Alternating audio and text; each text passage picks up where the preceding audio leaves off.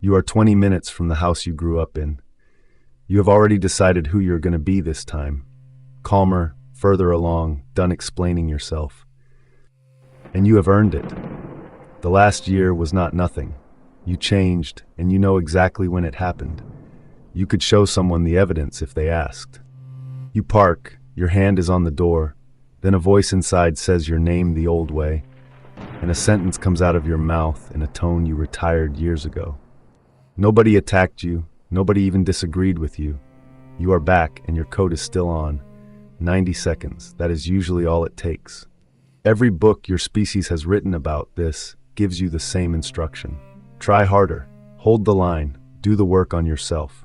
In 1984, Carlos Castaneda published one that says trying is the wrong verb altogether, because the thing you keep trying to change is not a thing. It is a position, and you were put there. The book is called The Fire from Within. So here's what I will show you: who put you there and how many of them it took. Why the people who love you can hold you in place without lifting a finger. What actually happens inside those 90 seconds. And 4 moves you can run this week, including the one where you walk back into that room on purpose. Ready? Let's do it. This is an artificially aware original production.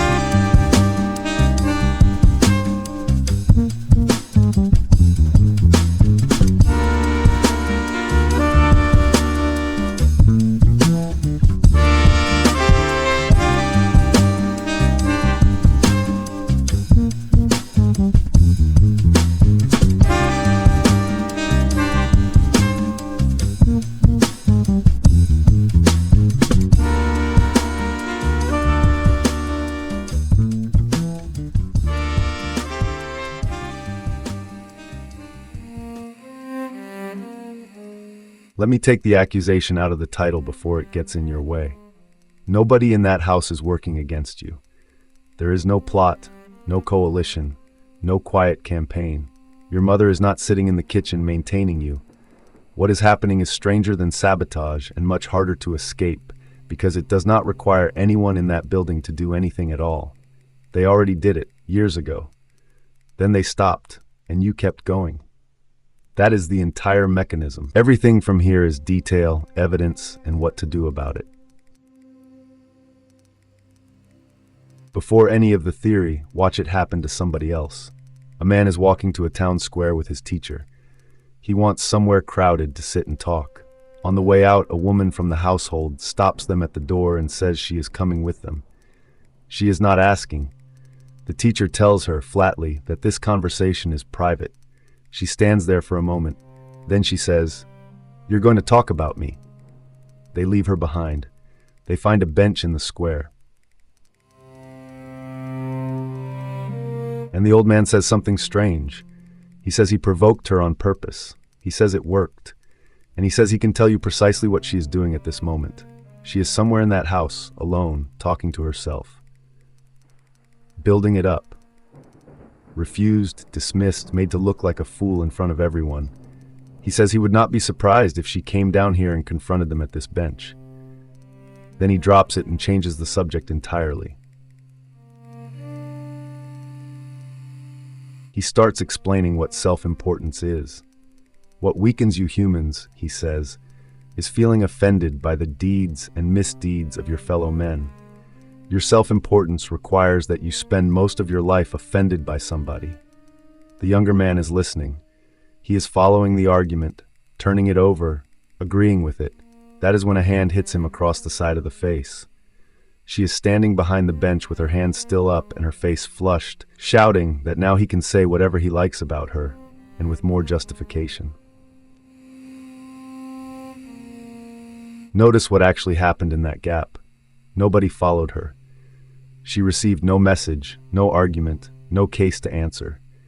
She was alone in a room with no opponent in it, and in that room she reassembled herself out of nothing but sentences into the exact person everyone in that house already expected her to be. She didn't drift back. She talked her way back, and she arrived so completely in character that she crossed a public square to slap a man over a conversation he had not had yet. The younger man writing this down is Carlos Castaneda. What stops him is not the slap. It is the recognition. He looks at her fury and sees his own. Identical. Monumental. The same machine running in a different body. You do what she did in that room. You just do it faster and quieter, and you have been doing it so long that it no longer sounds like talking to yourself. It sounds like being yourself.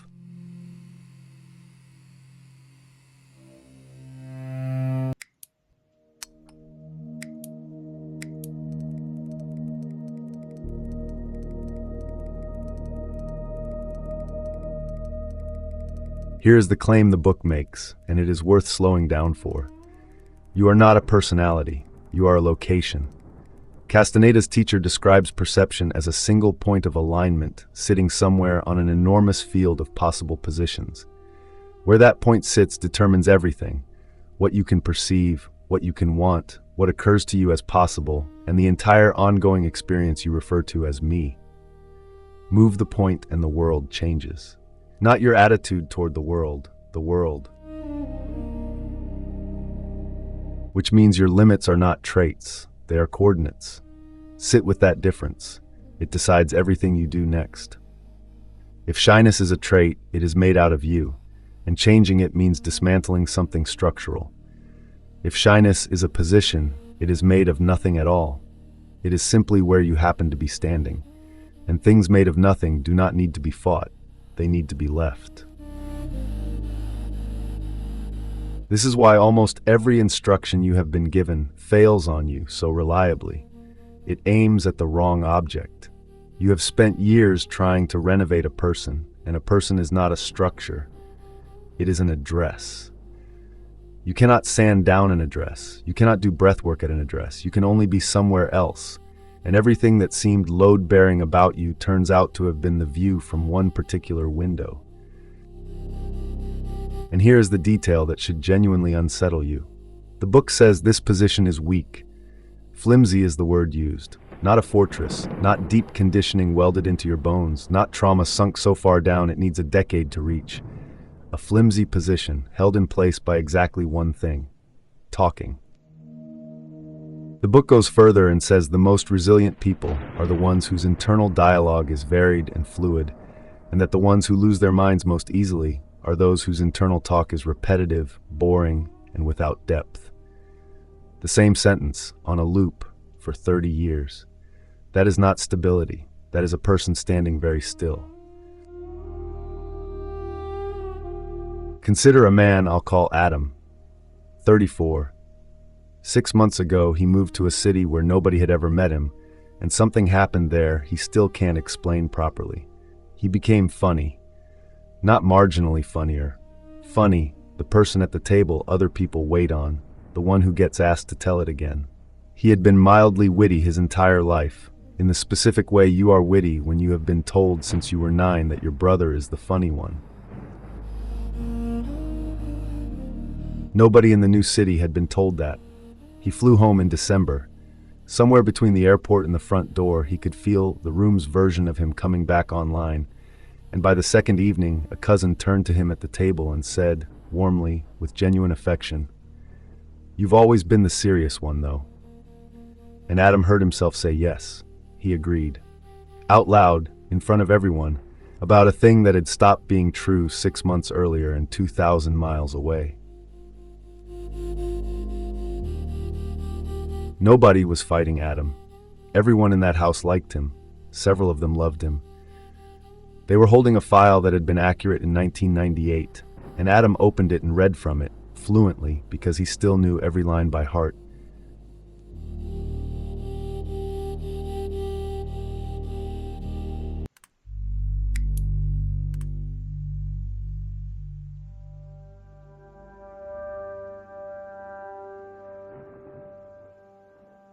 So who put you where you are? The answer in the book is not your mother, and it is far more industrial than that. Infants, it says, have hundreds of teachers who teach them exactly where to place their point. Hundreds. Not one wounding parent you could name in therapy. A committee. Every adult who handled you. Every sibling who named you. Every teacher who wrote one sentence about you on a form that followed you for 4 years. Every neighbor with a settled opinion about which of the children you were. They were not conspiring. Most of them meant well, and a good number of them loved you. They were doing what your species does automatically to anything small and unformed, which is to tell it what it is until it agrees. And they had a method. There was only ever one method. They talked. They talked at you constantly, and about you within earshot, and the entire content of that talking was an endless running description of yourself. The quiet one, the dramatic one, the clever one who doesn't apply herself, the difficult one, the strong one who therefore does not get asked, the easy one, which is usually the most expensive position in the house because nobody ever comes to check on the easy one. You know which of these was yours. It arrived before I finished the list. That speed is the point, and we will come back to it.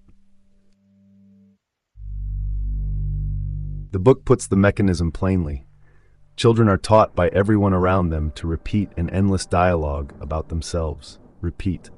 The verb is the whole finding. The child becomes the one saying it. Out loud at first, then silently, then constantly, until the repetition runs so fast and so continuously that it stops being audible as repetition at all. And there is a detail here that is hard to read without flinching. The book says many children perceive things from outside the position they've been assigned, and that when they do, they are treated as oddballs, and every effort is made to correct them. Every effort is made to correct them. You have watched this happen. You may well have done it to someone smaller than you. A child says something from outside the family's agreed world, and the room goes still for half a second, and then someone laughs or explains or corrects or says, "Don't be silly," until the child returns to the assigned coordinates and stays there. Most of the time that is love, not cruelty. It is a family keeping its members legible to one another, because a household where everyone is unpredictable cannot function. The word the book uses for where you ended up is the one that should stay with you. Arbitrary. The exact position you occupy, the one you have been defending, analyzing, apologizing for, and building an entire identity on top of, is described as an arbitrary position chosen for you by your ancestors. You did not earn it, and nobody discovered it.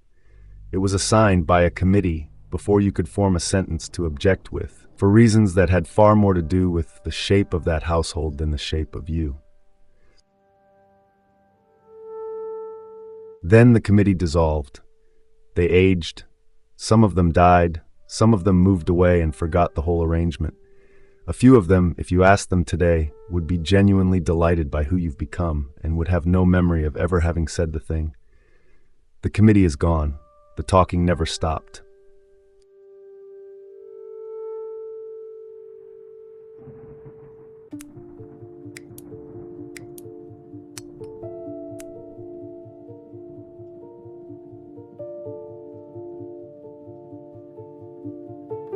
This is the turn, and it's why the title of this video is only half true.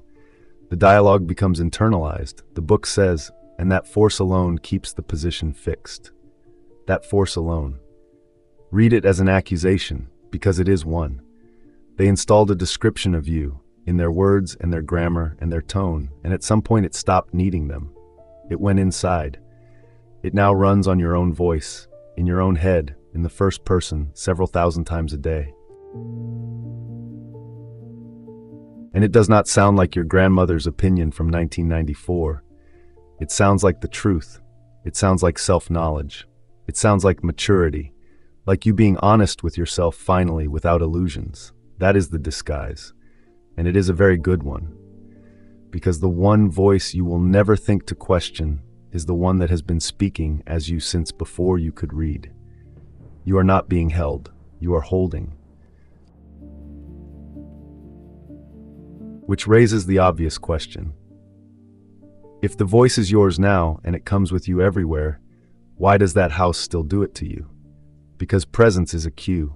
They are not applying force when you walk in. They are the original context in which the sentence was recorded, and so the recording plays fastest there.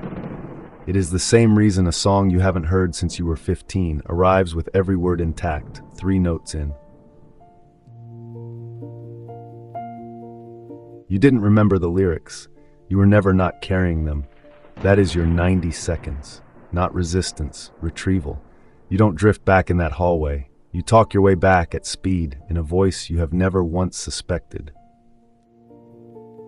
Say your own name out loud right now, the way your mother says it, not the way you say it, the way she says it. You just did it, or you heard it happen, and either way, you did not have to work out how.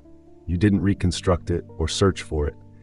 It was immediately available, complete, with the exact stress landing on the exact syllable and the exact temperature behind it. And that is one word from one person. Now consider the volume of description you are carrying about who you are, from hundreds of people, across 20 formative years, in a voice you long ago mistook for your own. None of that is memory. All of it is live, and all of it is faster than anything you have built since. So here are the first 2 moves, and both of them are observation only. You cannot leave a position you have not located. 1. Find the sentence. Not the feeling, the sentence. The actual words that get said about you in that room, in their phrasing, not your therapist's.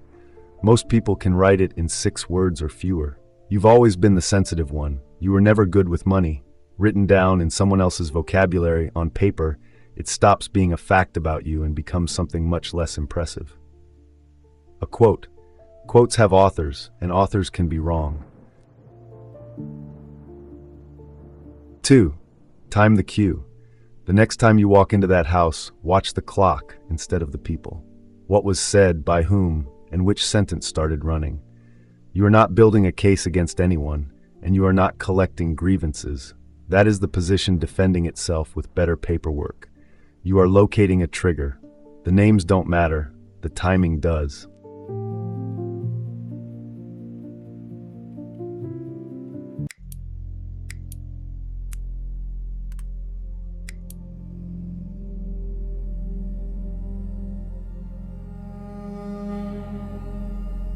Observation will only carry you to the doorway. Here is what happens after it. Castaneda's teacher tells him a story about himself at 20 years old. He is working as a laborer at a sugar mill, hauling sacks, strong, poor, and easy to place. One day a well-dressed woman walks past him, looks at him a moment, says something quietly to the foreman, and leaves. The foreman comes over. For a fee, he says, he can recommend the young man for a position at the boss's house. It's a great honor. Don't worry about the money, you'll have plenty on payday. He pats him on the back. He believes every word of it. He says later that he thought a good fairy had touched him.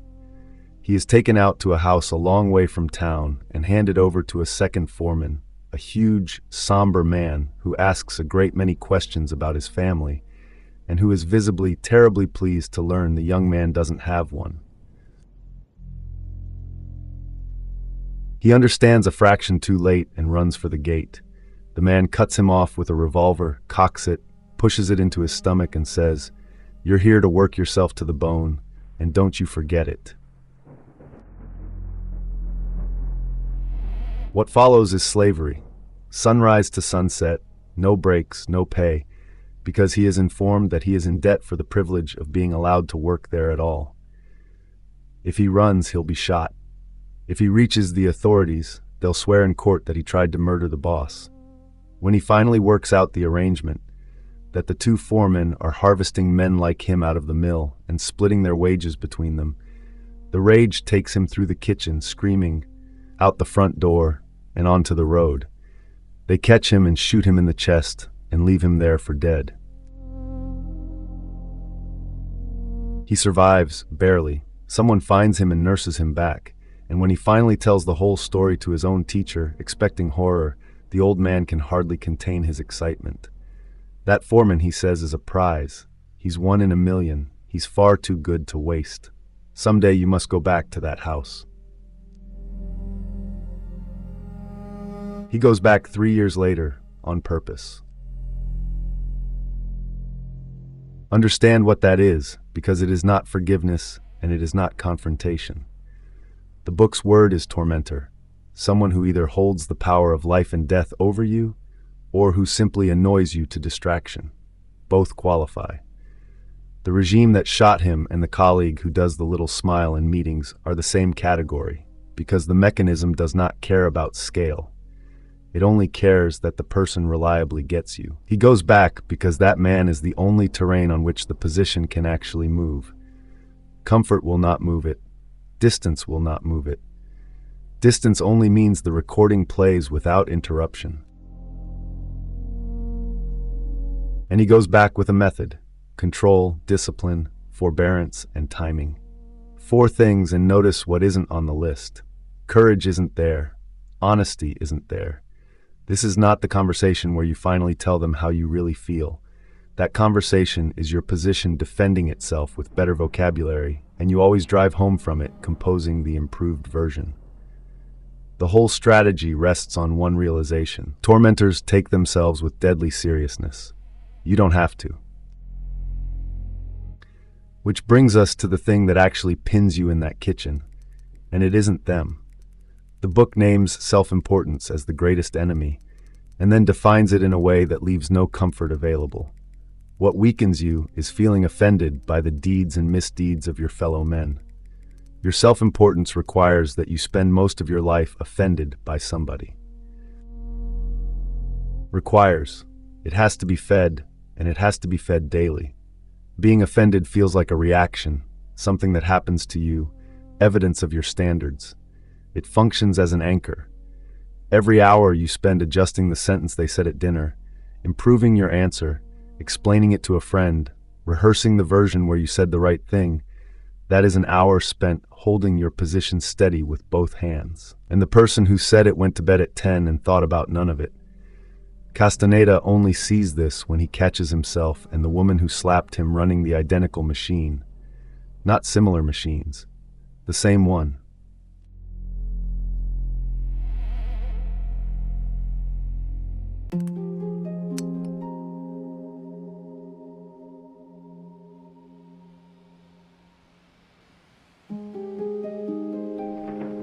Which leaves the last move, and it's the one the entire book points at.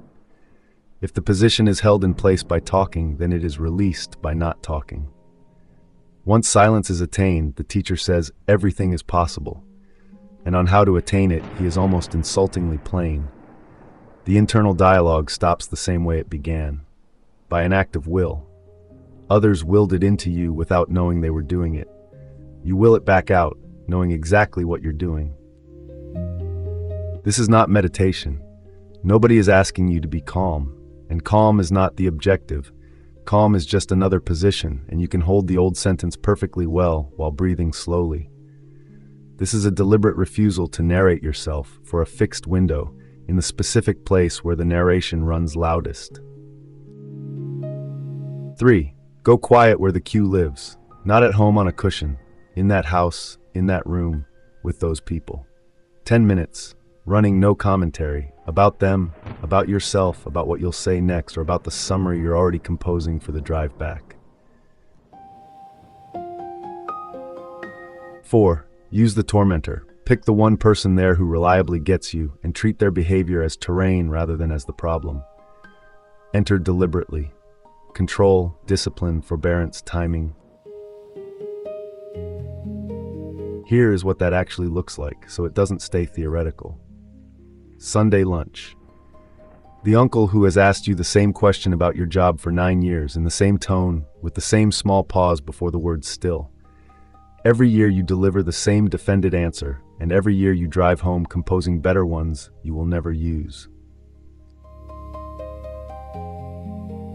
This year, 3 things. First, you decide in the car, before you arrive, not during, that his question is scenery. It is weather. It is going to happen the way the doorbell happens. Second, when it comes, and it will come before the food does, you answer in one flat sentence and then stop talking. That is the hard part. Stopping will feel physically wrong, like leaving a door open, and the urge to add the qualifier will be enormous. Let it pass. Third, for the 10 minutes after, you run no interior commentary at all. That means no verdict on him, none on yourself, and no draft of the anecdote for later. The observable thing that shifts is not him. He will be exactly identical because he was never the variable.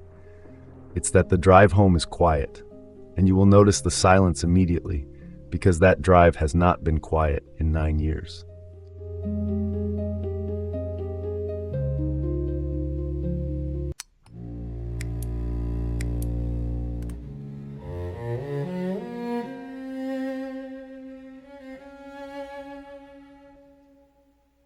Now the part nobody tells you, and you should hear it before you try any of this. The most common way it fails is that you turn it into a weapon. You go quiet at them. You sit at that table running your 10 minutes like a verdict, saying nothing with enormous meaning, and you drive home feeling superior instead of feeling nothing at all. That is the position in a new coat. It is more comfortable than the old one, which is precisely why it lasts longer, and you can wear it for years believing you've arrived somewhere. There is a cost even when it works properly. That file they hold on you is what makes you legible to them. It is how they know what to buy you, what not to bring up, who to seat you next to at the table. Stop reading from it and you become harder to hold. Some of them will experience that as coldness. Some will call it distance, or decide you think you're better than them now, and a few will say so out loud. One of them may be right. Castaneda's teacher never promises anybody a warmer family. He goes back to that house for the one thing it can still give him, and reconciliation is not on the list. Some people will not follow you out of the position they met you in. They liked you there. That is where they met you. And none of this requires you to believe a word of the metaphysics. Strip out the field of emanations, the eagle, the sorcery, all of it, and what's left is ordinary and well understood. A description of yourself, installed early and rehearsed for decades, becomes the fastest loading interpretation you own. Cues in the environment retrieve it below the level of decision, which is why it arrives before you have a chance to disagree with it. Rehearsal is what keeps it fast. Silence starves it, not permanently and not completely, but long enough that a second interpretation has time to arrive. And speed was the only real advantage the first one ever had. That is the whole trick. You are not defeating anything, and you're not healing anything. You are slowing down the fastest thing in the room until something else can get a word in. Go back to the car for a moment. You were 20 minutes out. You had decided who you were going to be, and you were right about all of it. You did change, and it was real, and none of that was self-deception. What you didn't know was that you were driving toward the one place on earth where your oldest description of yourself loads faster than anything you have built since, and that nobody inside would have to lift a finger. They aren't holding you in place. They stopped a long time ago, and most of them have forgotten they ever started.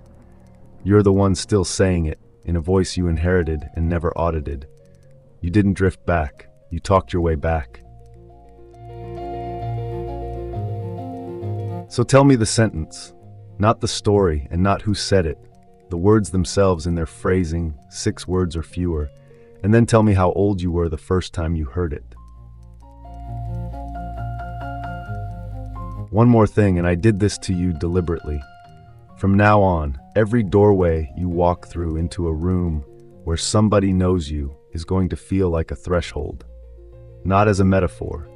You will feel the crossing, you will hear the recording start, and there will be a fraction of a second before it takes hold.